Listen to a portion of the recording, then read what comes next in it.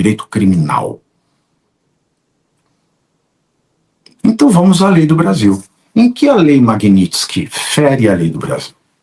Eu faço essa pergunta ao Alexandre, eu faço essa pergunta ao bando de imbecis, de estúpidos que comentam na Globo News.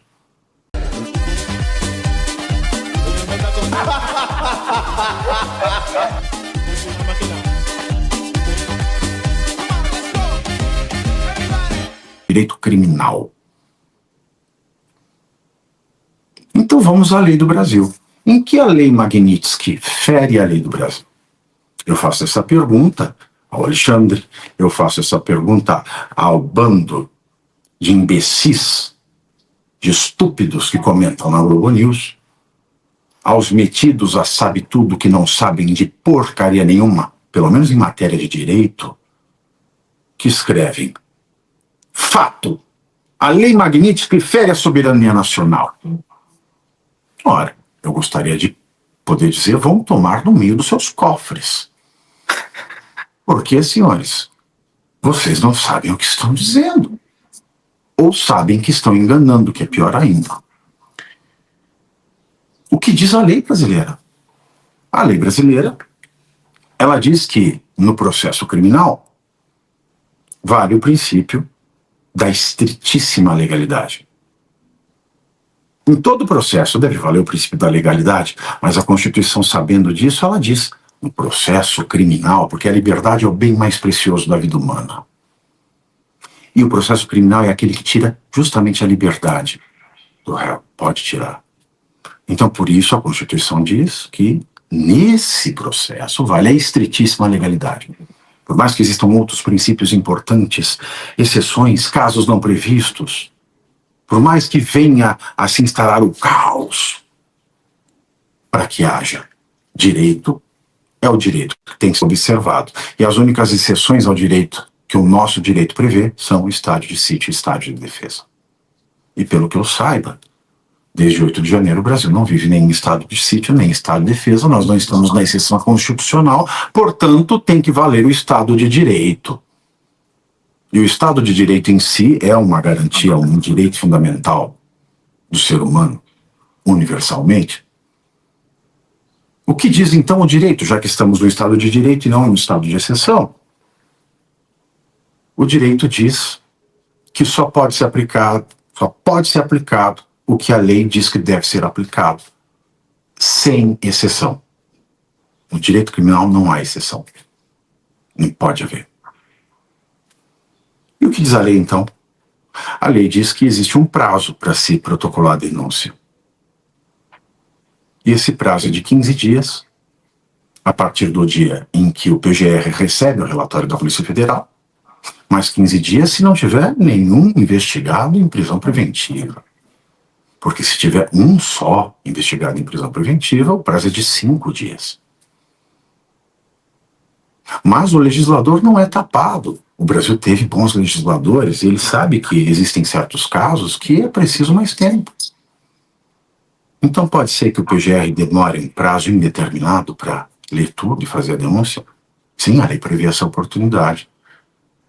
A oportunidade em que nenhum investigado esteja em prisão preventiva. E o Braga Neto está em prisão preventiva até hoje, para ficar só nesse exemplo. Estando o Braga Neto em prisão preventiva, qual foi o prazo do Paulo Gonet quando ele recebeu o relatório da Polícia Federal no dia 26 de novembro de 2024? 5 dias. 5 dias úteis. Esse prazo venceu no dia 3 de dezembro de 2024.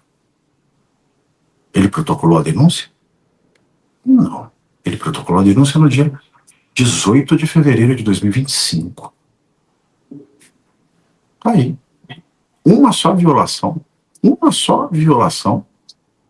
do devido processo legal, do direito à ampla defesa.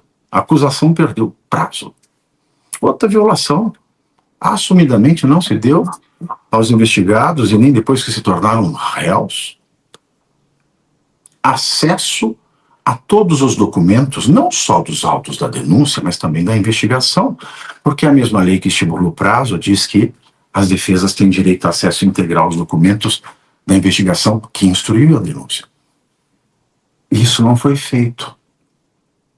E isso foi feito depois da admissibilidade, o que torna nulo o processo. Veja aqui, eu falaria a mesma coisa se o Bolsonaro confessasse ter sido o líder de um golpe que ele queria mesmo instaurar no Brasil, um regime de exceção chefiado por ele. Eu diria o mesmo que eu estou dizendo se ele confessasse que ele é inspirado em Mussolini. É uma hipótese. Por que eu diria o mesmo? Eu diria que está se violando o direito fundamental no Brasil, justamente porque no Brasil existe um estado de exceção ao direito fundamental à ampla defesa. Porque até você não ser condenado no Brasil, você goza de presunção de inocência. Até um réu confesso goza de presunção de inocência até o trânsito em julgado. E se é para valer o direito, tem que valer o devido processo legal. Então, perdeu-se o prazo. E antes disso, a gente pode falar em nulidade do inquérito, por outras razões, perdeu-se o prazo, não se deu a defesa, não se franqueou às defesas o acesso a toda a documentação das investigações. O processo é público. Mas, por incrível que pareça, em alguns casos, proibiu-se o público de entrar no plenário da primeira turma e usar celular, transmitir. Transmissões que foram feitas depois, gravações editadas pelo Alexandre de Moraes.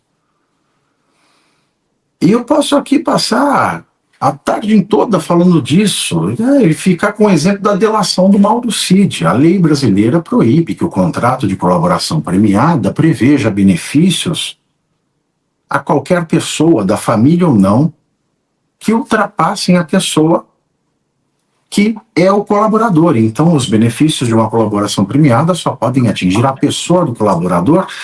E o que a gente viu no Brasil foi o ministro Alexandre de Moraes, uma audiência que era proibida, porque não existe audiência de ratificação na lei.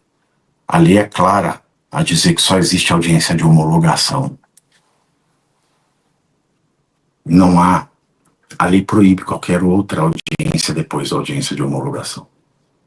Mas tivemos essa audiência. Nessa audiência, a Moraes aparece falando: olha, se você não for, se você não se comportar, você vai voltar à perseguição criminal contra seu pai, sua mulher e sua filha. Aí fala, ameaça clara, mas aí vem o povo não entende do direito, e esses juristas não entendem ou entendem e são desonestos e falam, mas isso eram os termos, ele só fez reiterar os termos do contrato da colaboração. Ou seja, ele explicitou para o Brasil inteiro que nós estamos até agora trabalhando com um contrato de colaboração ilegal, porque ele contempla pessoas que ultrapassam a pessoa do colaborador. E quando nós fazemos as perguntas certas, eles fazem como o censor do regime militar. Ignorem, não falem nem bem e nem mal. É claro, quem tem razão, quem fere, quem tem razão não, quem é que fere a soberania jurídica do Brasil? É o Alexandre de Moraes ou a Lei Magnitsky? Quem fere a soberania jurídica do Brasil é o STF hoje. Então, quem é o vilão contra a soberania do Estado brasileiro é o STF, não a Lei Magnitsky. Porque pela definição de soberania como território, povo e direito, quem fere o povo, quem fere o direito e quem fere até mesmo o território. Veja que numa busca e apreensão no Bolsonaro, o policial chegou a ir ao banheiro e lá achou uma desculpa de ir ao banheiro. Pendrive. Isso é violação do território doméstico, né? O direito fundamental à inviolabilidade do domicílio. Mas já era uma busca e apreensão. Ok, decretada num processo irregular. E mesmo que fosse irregular, um policial não pode entrar sozinho num banheiro. Ou seja, o único que fere a soberania nacional é o STF. É o único que fere território, é o único que fere povo, é o único que fere direito. E o Alexandre de Moraes não é a nação. O STF não é a nação. A nação é o somatório das suas instituições, do seu povo e do seu território.